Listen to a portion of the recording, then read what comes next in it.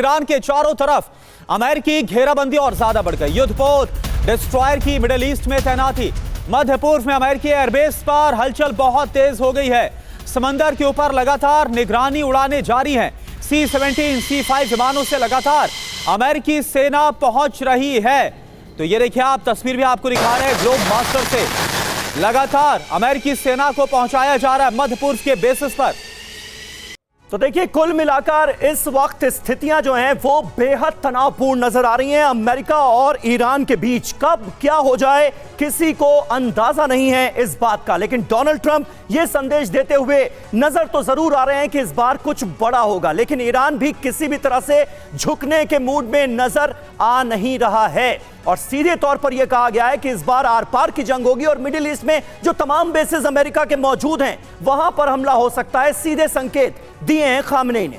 Middle east में America की तैनाती, किसी भी वक्त महासंग्राम छिड़ने के आसार हैं। ये देखिए तैयारी।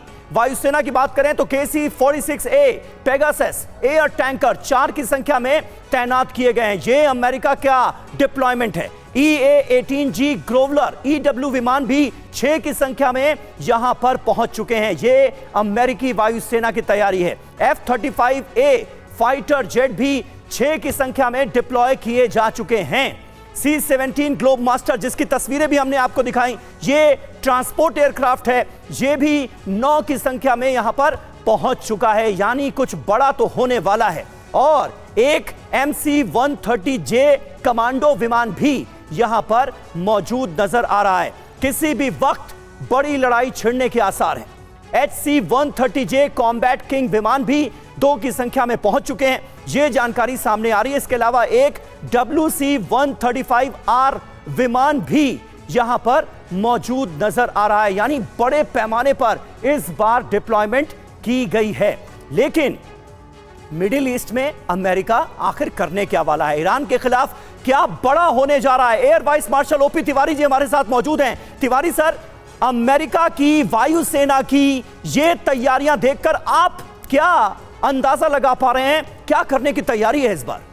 समीर, देखो, अमेरिका ने सोचा होगा कि मैं थोड़ा प्रेशर डालूंगा तो ईरान घुटने पर आ जाएगा, लेकिन इस तरीके से नहीं हो पा रहा। तो पूरे काफ़ी इतना मोबिलाइजेशन किया हुआ अमेरिका ने, इतने ट्रांसपोर्ट एयरक्राफ्ट सब कुछ किया ताकि प्रेशर डाल सके। लेकिन अमेरिका को अंदर में डर अवश्य है कि उस अगर लड़ाई होती है तो ईरान को बर्बाद कर देंगे, लेकिन उनका एक युद्धपोत अवश्य जाएगा। अब्राहम जरूर जाएगा। उनके पास मिजाइल्स इतनी अच्छी ईरान की कि इसको तो बर्बाद कर ही देंगे।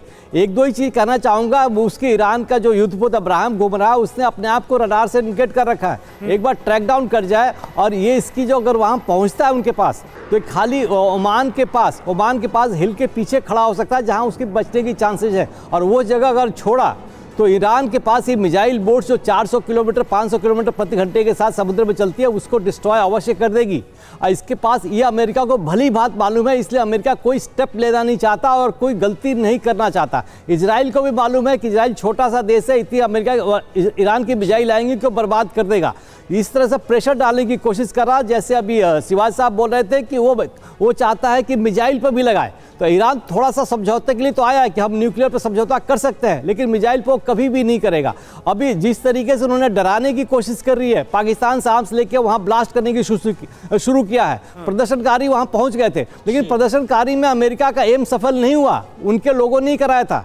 मई और जून में जो अमेरिका ने सक्सेसफुल वहां स्ट्राइक कुछ किया था, उस समय उनके CIA के और मोसाद के लोग ईरान में थे। अब उनको तो उन्होंने फिल्टर आउट कर दिया है। पिछले 5-6 महीने में ईरान की फौज ने उनको तो वहाँ से निकाल दिया, इसलिए इनकी परेशानी और बढ़ गई है। अब पाकिस्तान के माध्यम से इंटर करना चाहते हैं। अब पाकिस्तान कितना इन्वॉल्व होगा ये समझ देने की बात है। UAE ने तो मना ही कर दिया कि हमारे उसमें यूज नहीं करने देंगे।